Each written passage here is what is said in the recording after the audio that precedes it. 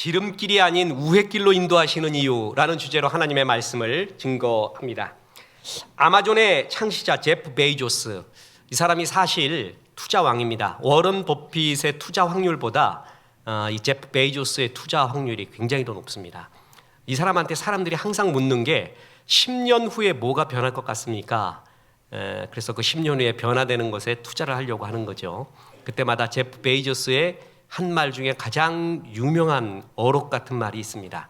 10년 후에 무엇이 변할까를 생각하지 말고 10년 후에도 변하지 않을 것에 투자를 하라. 변하지 않는 것을 볼 줄 아는 사람이 이긴다는 거예요. 그러면서 자기는 자기의 인생 경험에서 세 가지를 봤다고 합니다. 소비자들은 앞으로 어떤 시대가 되던 간에 이 세 가지가 변하지 않는데요. 첫째, 빠른 배송. 둘째, 값이 싼 것. 셋째, 물건이 다양한 것. 여러분 그렇죠? 정확하죠? 이 세 가지는 변치 않고 아마존과 자기가 하는 수많은 계열사는 이 경영 철학을 중심으로 경영을 해왔다라는 것입니다. 그렇습니다. 오늘날은 빠른 것이 경쟁입니다. 빨라야지 승리한다고 생각을 해서 신앙인까지도 뭐라고 생각하냐면 응답도 빨리 와야 돼요. 빨리 뭐가 돼야지 형통한 걸로 생각을 해요.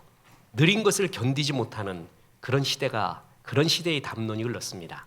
말세의 징조에 대해서 다니엘서 12장 4절에는 이런 구절이 나옵니다.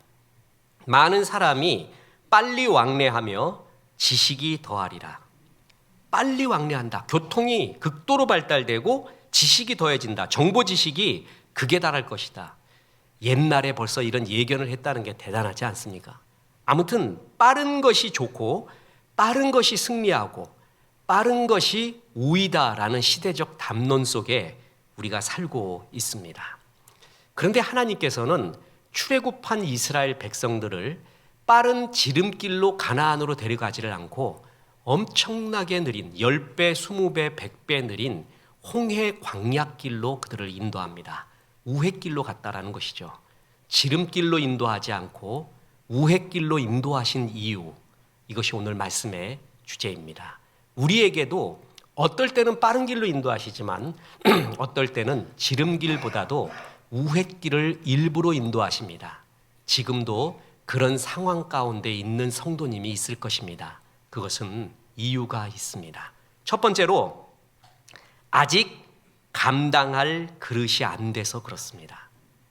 좋은 말로 하면 복을 담는 그릇을 만들기 위해서 그리하셨다라는 것입니다. 자, 오늘 본문 출애굽기 13장 17절 보십시오. 바로가 백성을 보낸 후에 블레셋 사람의 땅의 길은 가까울지라도 하나님이 그들을 그 길로 인도하지 아니하셨으니 이는 하나님이 말씀하시기를 이 백성이 진행을 하게 되면 마음을 돌이켜 애굽으로 돌아갈까 하셨습니다. 400여 년 동안 노예 생활을 했다고 하면 그 마음에는 패배의식, 자존감은 바닥일 것이고 노예의식이 얼마나 많겠습니까? 이건 하루아침에 변하지 않습니다. 그래서 이들은 어떻게 하든 빨리 가나안으로 들어가서 새로운 삶을 살고 싶었을 것입니다. 하나님도 이것을 모르는 바가 아닙니다. 그래서 가나안으로 제일 빨리 가는 길이 뭐냐면 블레셋 사람 땅의 길입니다. 그런데 하나님은 그 길로 인도하지 않고 엉뚱한 길인 홍해 광야길로 인도했다라는 것입니다. 지도를 한번 보겠습니다. 자, 고센 지방에서 출발을 했습니다. 절 맨 위에 있는 네모 박스 위에 있는 것이 블레셋 사람 땅의 길입니다. 해안도로로서 금방 가나안으로 이른바 가자지구, 지금 말하는 가자, 거기 옛날에도 가자였습니다. 글로 곧바로 갈 수 있는 길, 40일이면 충분히 갈 수 있는 길입니다. 이 블레셋 사람 땅의 길은 이집트와 가나안을 연결하는 중심 주요 무역로이자 군사대로였습니다. 이집트 사람들은 이 길을 호루스의 길, 즉 파라오의 길이라고 말했습니다. 이집트, 애굽이 가나안 쪽을 정복할 때 저 길 따라 전차 몰고 갔습니다. 그래서 파라오의 길이라고 이야기했죠. 그래서 일정한 간격으로 우물과 군수 창고, 마국간 등을 갖춘 요새와 야영지가 거기에 건설됐고 검문 검색도 아주 심한 요지 중에 요지였습니다. 실제로 이스라엘 벤구리온 대학의 오렌 교수가 이집트 실레에서 이스라엘 라파엘까지 210km 구간을 정밀적으로 고고학 발굴을 한 결과 150군데에 달하는 고대 야영지와 정착지가 거기에 있었다는 것을 알 수가 있었습니다. 저 주요 도로예요. 애국 군대도 있죠. 그래서 저기에 또한 지키고 있었던 강대한 나라가 블레셋이었습니다. 블레셋은 당시 철기 문화를 갖고 있었고 5개의 도시와 동맹을 맺고 있었습니다. 이스라엘이 저쪽 길로 가려면 반드시 블레셋과 그리고 애굽의 수비대와 붙었어야 됩니다. 그러면 오합지졸인 이스라엘은 불보듯변합니다. 멸망합니다. 그리고 다시 노예로 잡힙니다. 그리고 다시 애굽으로 가던가 이스라엘은 또다시 패배의식에 젖을 겁니다. 우리는 노예지 뭐. 노예야. 우리가 뭐 별거 있는가. 잠시 한여름밤에 꿈을 꾸었을 뿐이야. 비가 한번 왔는가. 잠시 맞았을 뿐이야. 다시 노예 생활로 가자. 우리 신앙생활에도 그런 경우 참 많이 있잖아요. 신앙생활 처음 하려고 그러다가 뭔가 태클이 들어와요. 그러면 곧바로 옛날의 습관으로 돌아갑니다. 옛날로 곧바로 돌아갑니다. 이스라엘 백성이 블레셋 군대를 만나면 지름길이지만 그곳에서 바로 이런 패배의식이 애굽으로 돌아가자라는 그 생각들이 나올 줄을 하나님은 알고 계셨습니다. 하나님은 우리의 체질을 아십니다. 그리고 우리가 어떤 사람인가를 우리보다도 더 잘 아십니다. 그래서 우리를 맞춤형으로 인도하십니다. 우리에게 가장 적당한 모습으로 우리를 인도하신다는 거죠. 당시 이스라엘 백성에게는 지름길이 아니었습니다. 그게 멸망의 길이었습니다. 우회길이 그들을 살리는 길이었습니다.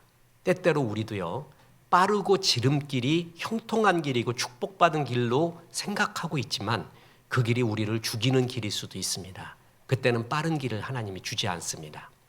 고대 중국 북송의 대학자인 철학자인 정의라는 사람이 있습니다.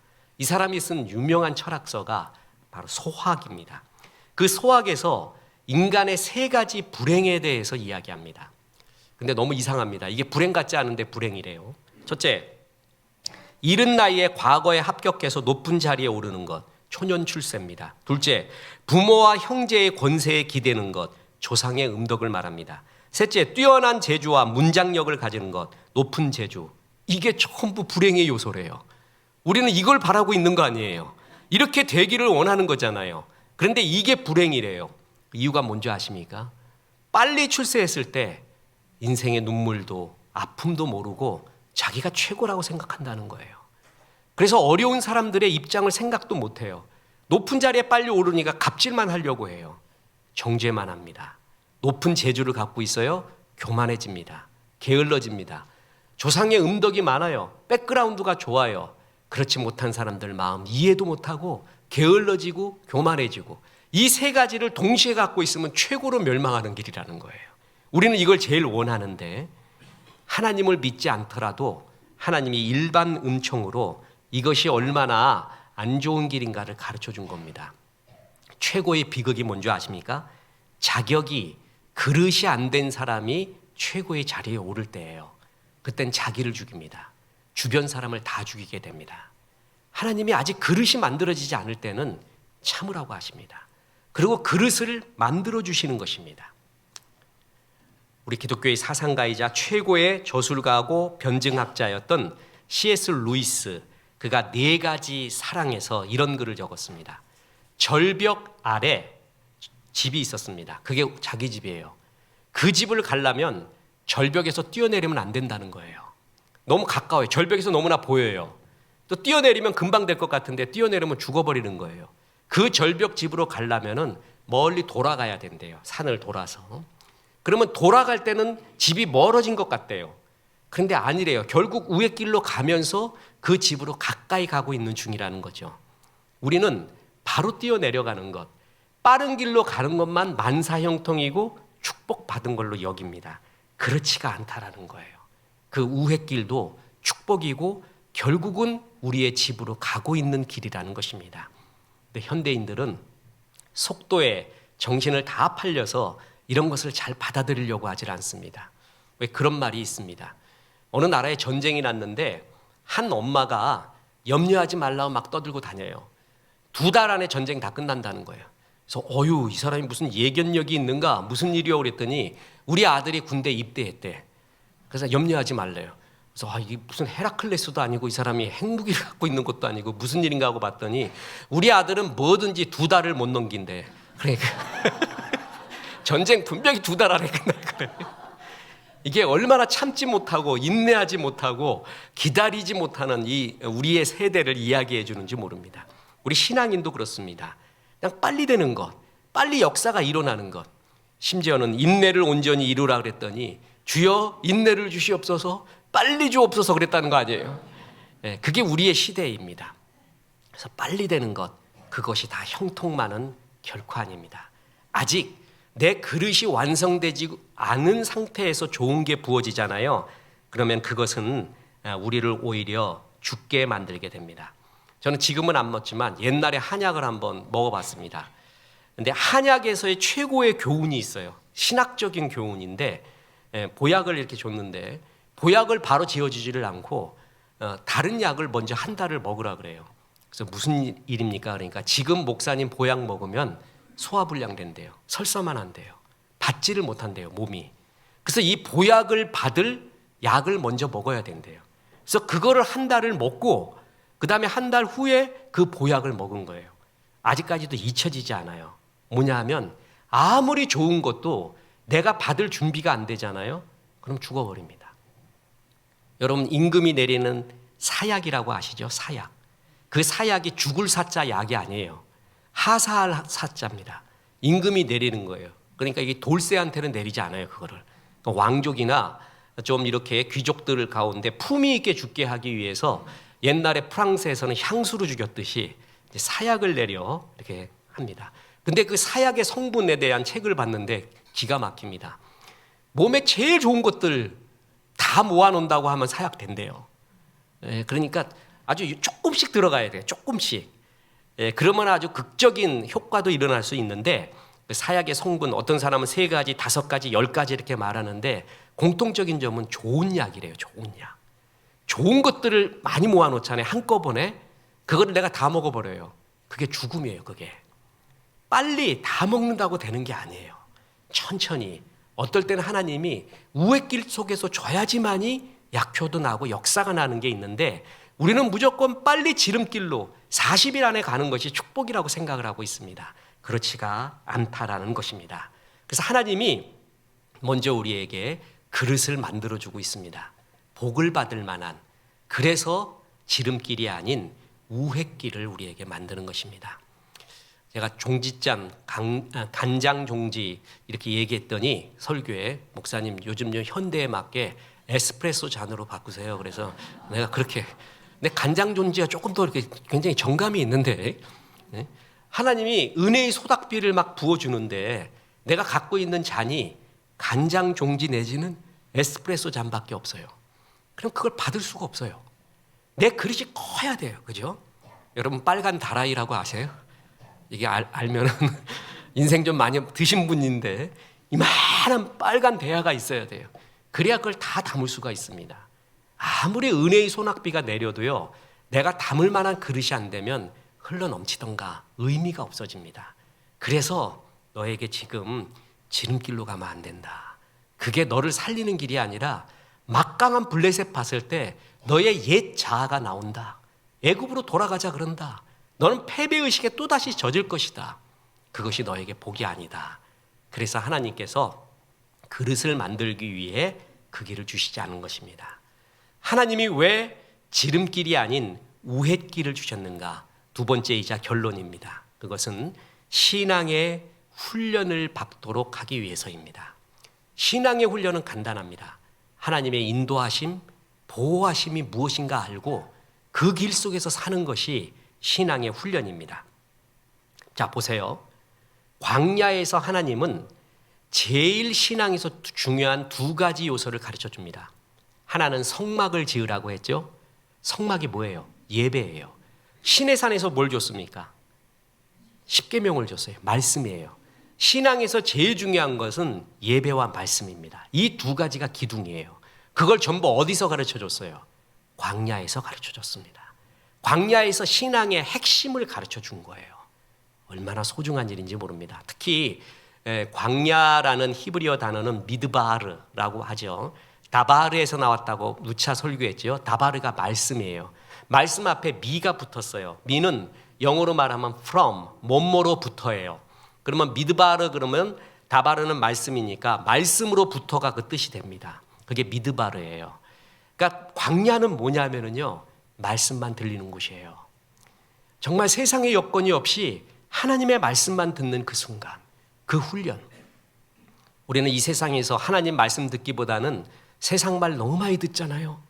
너무 많은 세상의 매스컴 속에 너무 많은 부정적인 말 속에 살고 있잖아요. 근데 고난이 와보세요. 광야로 가보세요. 그때는 하나님 말씀만 들립니다. 말씀만 희망입니다. 그게 광야예요. 광야에서 이 신앙의 훈련을 하는 거예요. 그래서 오늘 본문 출애굽기 13장 18절에 보면 그러므로 하나님이 홍해의 광야길로 돌려 이스라엘 백성들을 인도하시매 이스라엘 자손이 애굽 땅에서 대열을 지어 나올 때 홍해의 광야길로 돌려 백성을, 여기서 중요한 단어가 뭐라고요? 인도하시매. 그 광야길을 누가 인도했다고요? 하나님이 인도했습니다. 하나님이 광야길로 인도했을 때는 뜻이 있다라는 것입니다. 그래서 출애굽기 13장 21절 오늘 본문에 보면 여호와께서 그들 앞에서 가시며 낮에는 구름 기둥으로 그들의 길을 인도하시고 밤에는 불 기둥을 그들에게 비추사 낮이나 밤이나 진행하게 하시니 여호와께서 그들 앞에서 가시며. 참 이게 얼마나 좋습니까? 앞에 가신대요. 군에 간 우리의 아들들 앞선 이미 주님이 가십니다. 그리고 사업을 시작하는 내가, 유학을 가는 내가, 해외에 가는 내가 이미 주님이 앞서 가십니다. 그래서 인도하고 계신데요. 뭘로 인도하냐 했더니 구름기둥, 불기둥이래요. 구름기둥, 불기둥은 두 가지 의미입니다. 하나는 인도, 하나는 보호입니다. 구름기둥, 불기둥이 움직일 때 같이 움직여요. 하나님의 인도를 상징하죠. 그게 낮에는 구름기둥이 이렇게 뜨거운 햇볕을 막아줍니다. 밤에는 사막이 급속도로 기온이 떨어지는데 불기둥이 온도를 높여줍니다. 그러니까 인도하심과 보호하심의 의미가 구름기둥, 불기둥의 의미입니다. 그런데 그 다음 구절이 더 눈물겹습니다. 출애굽기 13장 22절입니다. 낮에는 구름기둥, 밤에는 불기둥이 백성 앞에서 뭐라고요? 떠나지 아니하더라. 떠나지 않았어요. 여러분 기도할 때 내 기분으로 내 감정으로 믿습니다 하고 떠드는 것도 중요하지만 그거는 곧바로 자기도 허위를 느껴요. 자기도 지쳐버려요. 근데 기도의 최고의 힘 중에 하나는 말씀 기도입니다. 말씀을 놓고 기도하는 거예요. 자, 예를 들어서 내 길이 안 보여요. 우리가 중요한 선택의 순간이 있잖아요. 태어남과 죽음 사이에는 선택이라고 했잖아요. B와 D 사이에는 C가 있어요. birth와 death 사이에는 choice가 있단 말이에요. 작고 큰 선택의 연속이거든요. 길이 안 보여요.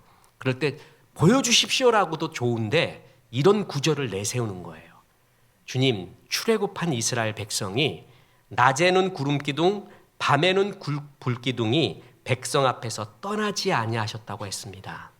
지금도 하나님의 인도하시는 구름기둥, 불기둥이 나를 떠나지 않고 있는 것을 믿습니다.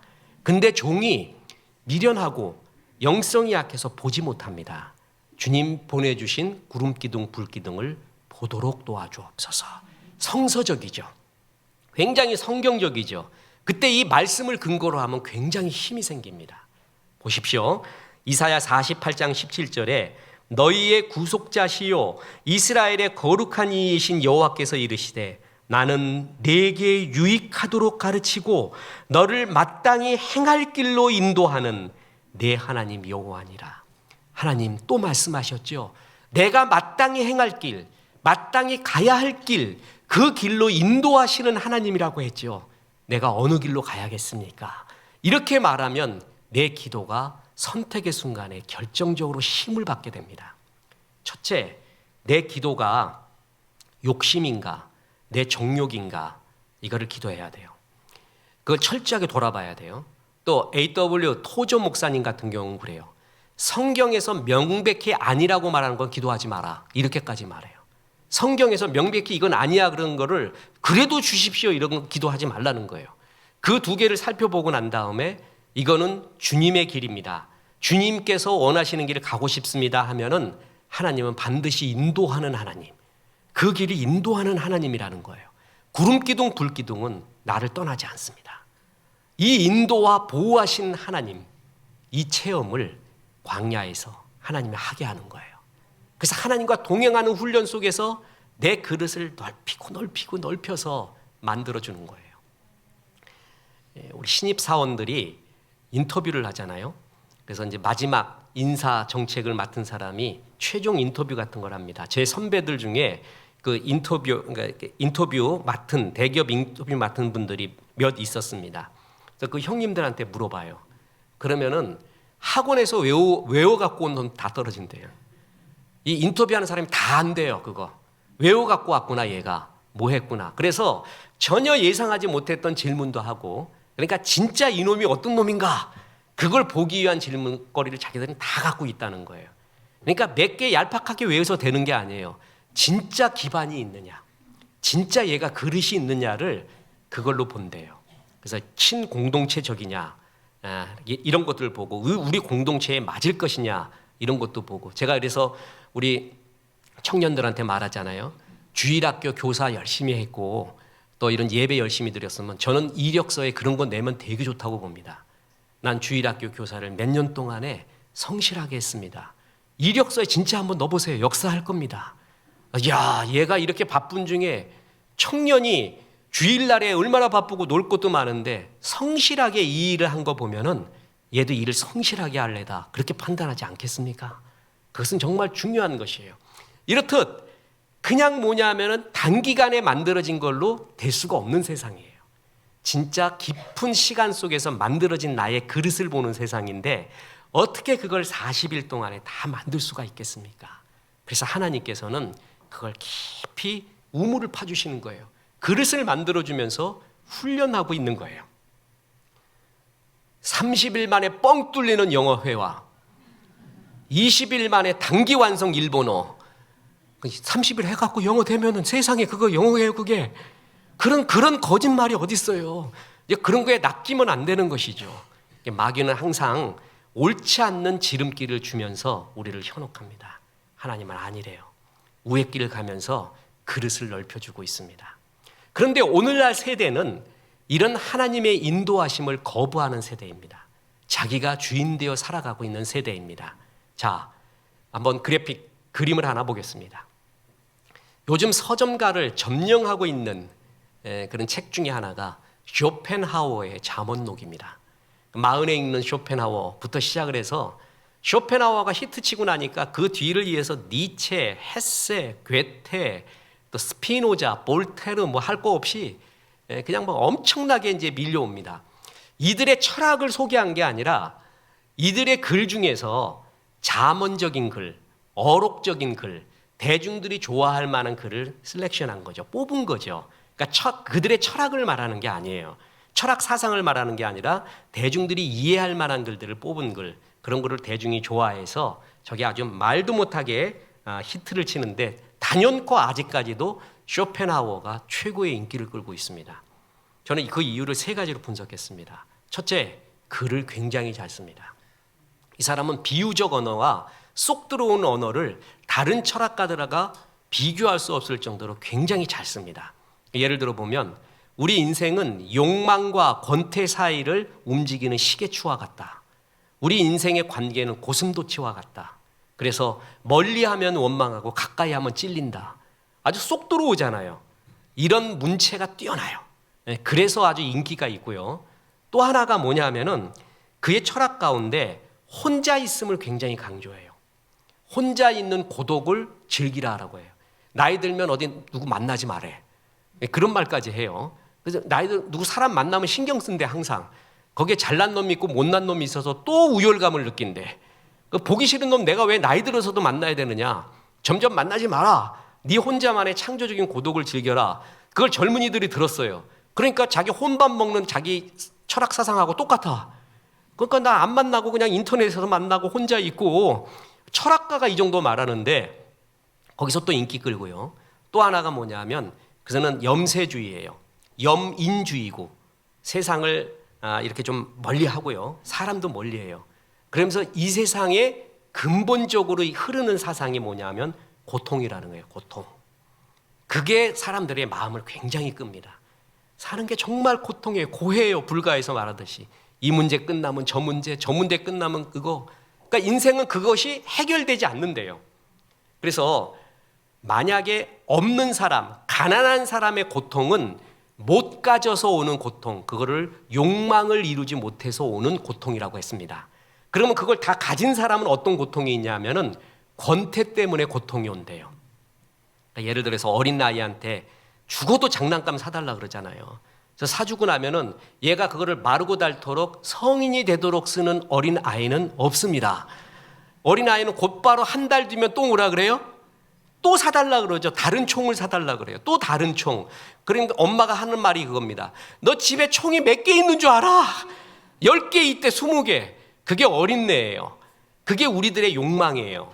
그 욕망은 끝없이 가지고 싶어 해요. 못 가지면 고통스러워요. 근데 가지고 나면 곧바로 뭘 느껴요? 권태를 느껴요. 또 다른 거를 요구해요. 그래서 우리 인간은 욕망과 권태 사이로 움직이는 시계추 같다라는 거예요. 이해하시기가 쉽죠? 그러니까 이런 것들이 사람들의 마음을 잡아요. 자, 인본주의 인문학자들이 잘하는 거는 인간에 대한 분석을 잘합니다. 그런데 문제가 뭐냐 하면 그러면 어떻게? 그게 없습니다. 저는 없다고 봅니다. 쇼펜하우어가 제시하는 그럼 인간을 어떻게 살면 되는가? 욕망을 없애래. 그걸 어떻게 없애? 우리의 죄성인데. 그래서 굉장히 불교적입니다. 스스로 막 돌을 닦아갖고 욕망을 없애는 방향으로 나가는 수밖에 없대요. 그게 안 되죠. 우리는 우리의 죄성이 있어가지고. 자신은 보세요. 쇼펜하우어 자신은요 되게 부자였습니다. 그래갖고 아버지가 사업한 성공한 사업가예요. 그래서 이 사람 돈 벌지 않고 글 썼습니다. 그리고 자기 엄마는 베스트셀러 소설가 작가예요. 아주 유명한 집안입니다. 그리고 염세주의 철학자, 여민주의 철학자가 주식 투자에 성공한 사람이야. 이거 뭐 어떻게 해석을 해야 돼요, 이걸? 세상 그렇게 혐오하라고 얘기해놓고 자기는 주식 투자해서 부자로 살고. 이거 어떻게 해석해야 돼요? 사실 삶과 생애까지 보잖아요. 그러면 참 우리가 글자에, 활자에 속고 있다는 것도 정말 많이 느낍니다. 그 사람의 고통을 알까요? 진짜 욕망 속에, 고통 속에 죽어가는 사람들의 눈물을 알까 말이에요. 그렇죠? 그러면서 뭐냐 하면은 이 철학자들이 세상의 부조리라는 거예요. 이 세상은 고통과 부조리. 그럼 우리는 이 고통과 부조리 속에서 어떻게 하나님을 바라봐요? 그래도 주의 섭리에 믿습니다. 그래도 신앙 갖고 있잖아요. 이 사람들이 하는 얘기, 쇼펜하우어, 또 까미, 사르트르 같은 사람이 하는 얘기가 뭔지 아세요? 세상은 부조리야. 절대 자살하지 마. 그러면 부조리한테 지는 거야. 부조리가 느껴졌어? 종교에 귀의하지 마. 그러면 부조리에 지는 거야. 하나님께 맡긴다? 그런 말 없어. 철학적으로 살아. 그냥 고민하며 살아. 세상은 고통이야. 그냥 이렇게 인내하는 거야. 돌이 굴러 떨어져 와서 또다시 올려. 산꼭대기로. 또 굴려와 또 올려. 이런 일이 계속 반복돼. 그냥 해. 의미 없어. 그냥 버티며 사는 거야. 그게 영웅이래요. 여러분, 이게 답이에요. 하나님을 떠난 인간들이 인생이 고통스럽다는 건 알아요. 누구도 알아요. 그런데 하나님을 떠났기에 답이 없어요. 답이. 인문학은 땅의 신음이에요.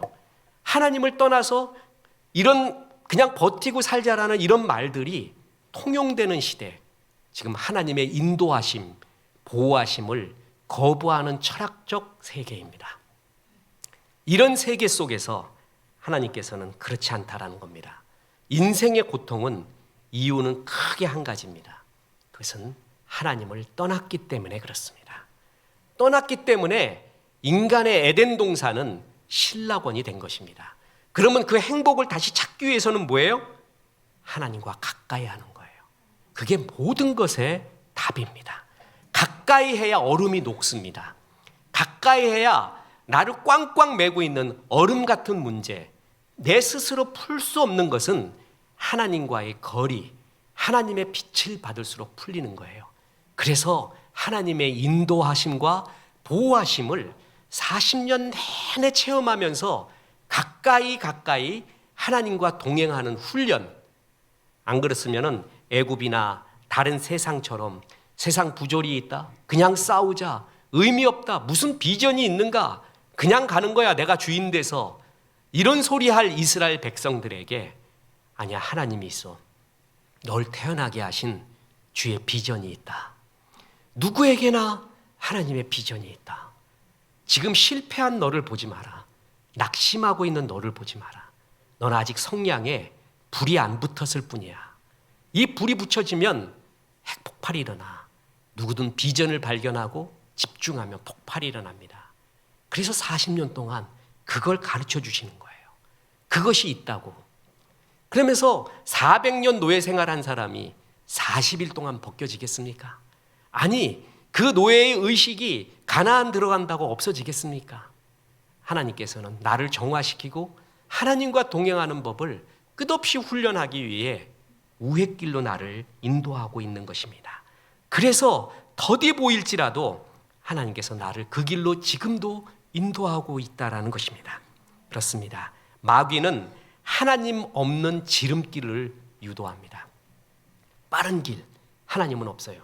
그러나 이룰 것 같아요. 그런 길을 인도합니다. 그 길 다 망합니다.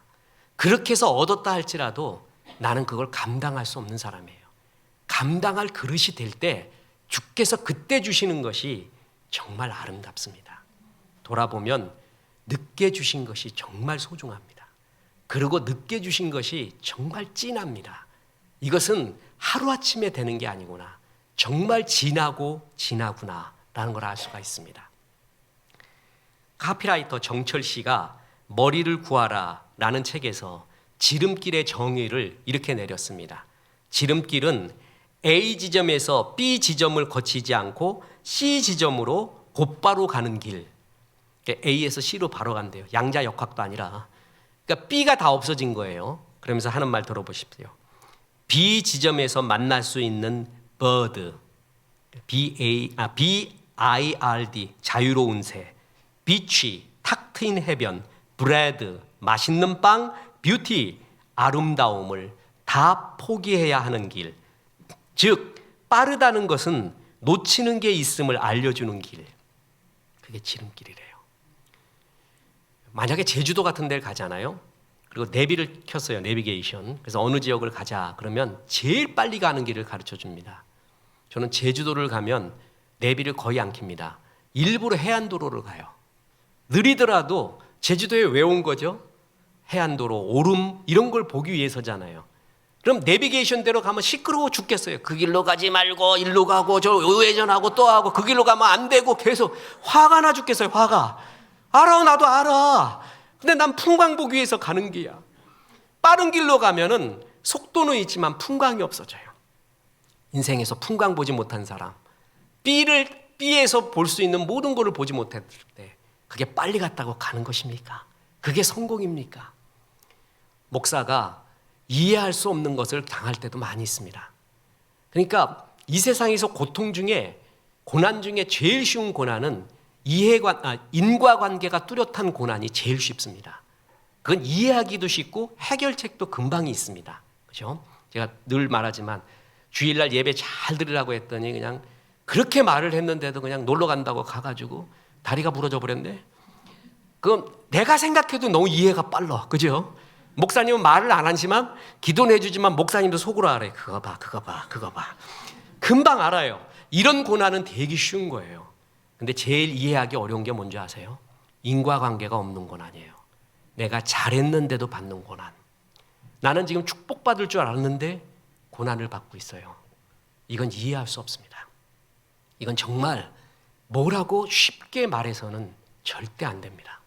그죠? 어제 우리 신성욱 교수님하고 이제 설교학 교수님하고 이렇게 대화를 하는데 목사님 이런 일이 있었습니다. 그래요. 아주 이름만 대면 다 아는 유명한 대한민국에 잘 쓰임 받는 목사님이 있어요. 이 목사님 아들이 죽었어요. 참 똑똑하고 정말 선한 아들인데 이렇게 어떤 일로 소천하게 됐습니다. 목사님이 인사불성이 됐죠. 어찌 표현할 길이 있겠습니까? 그런데 어느 인터넷에서 홍길동 목사가 무슨 죄를 졌기에 이렇게 올라왔대요. 그 사람이 무슨 죄를 졌기에 이걸 당하냐, 이런 식으로. 이 목사님 저도 알고 있는데 정말 성품이 훌륭한 분입니다. 깨끗한 분입니다. 순결한 분입니다.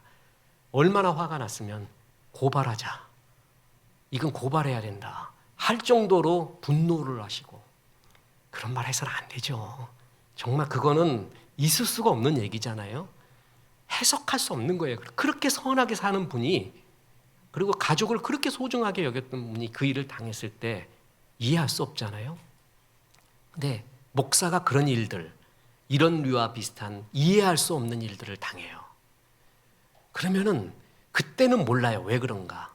하나님, 나는 정말 모든 걸 놓고 주의 길을 왔는데 어째 이럴 수가 있습니까? 억울하기도 하고 정말 이럴 수 있습니까? 이러는데 나중에 돌아보잖아요. 그럼 그때도 해석이 안 돼요. 이해도 안 되고. 근데 돌아보잖아요. 그러면 그런 성도님들이 되게 많은 거예요.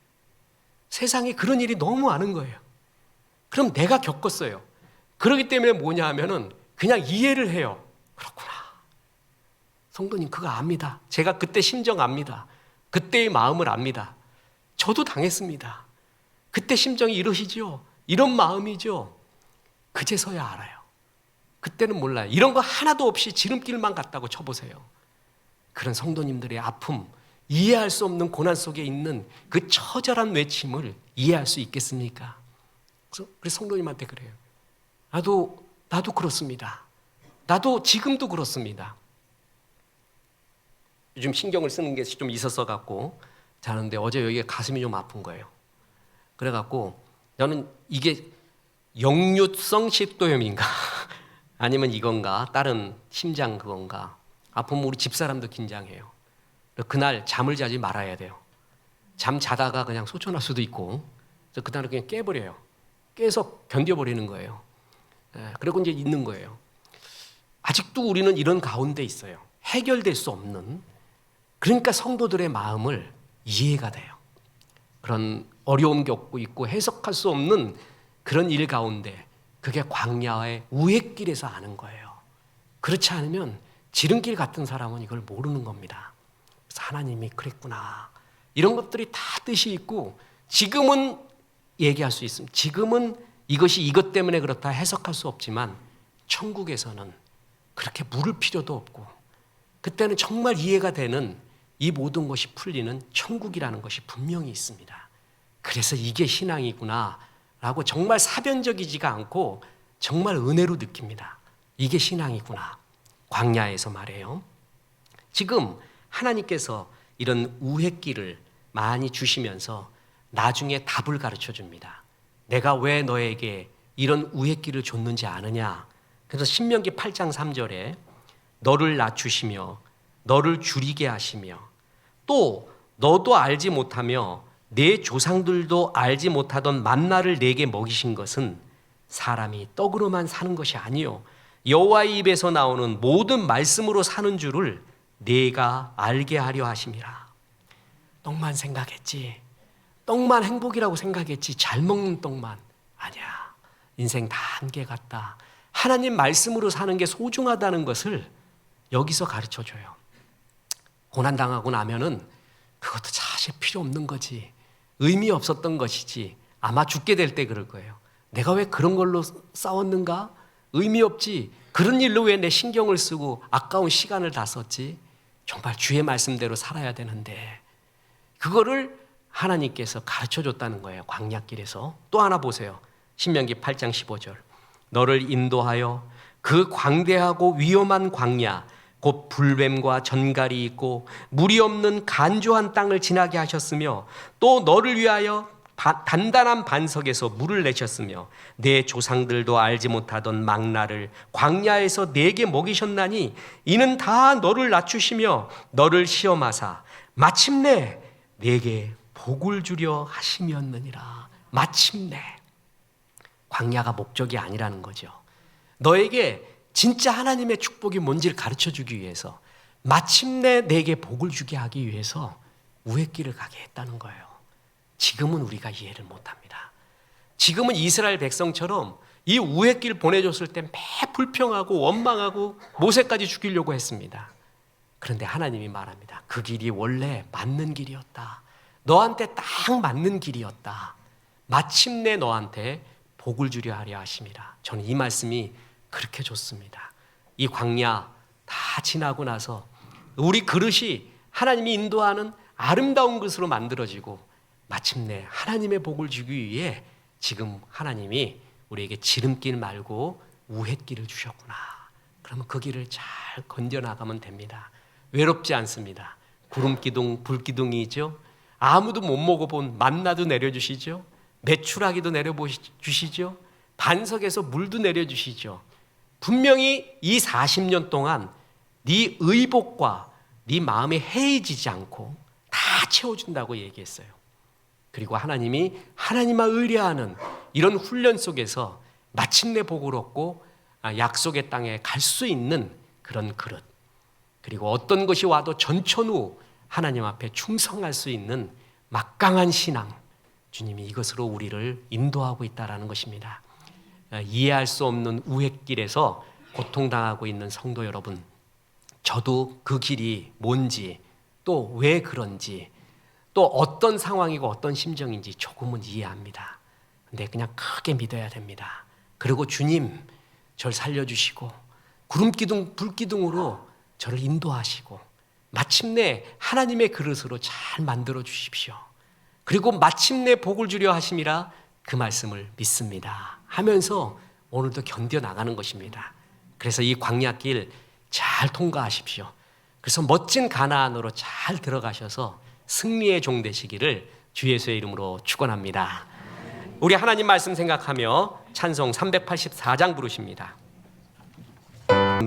하나님의 인도하심을 의뢰하라 말씀하심이 이 말씀에 아멘한 성도들에게 함께 하셔서 이제부터 끝날까지 크신 영광 받으시옵기를 우리 구주 예수 그리스도 이름으로 축원하옵나이다. 아멘.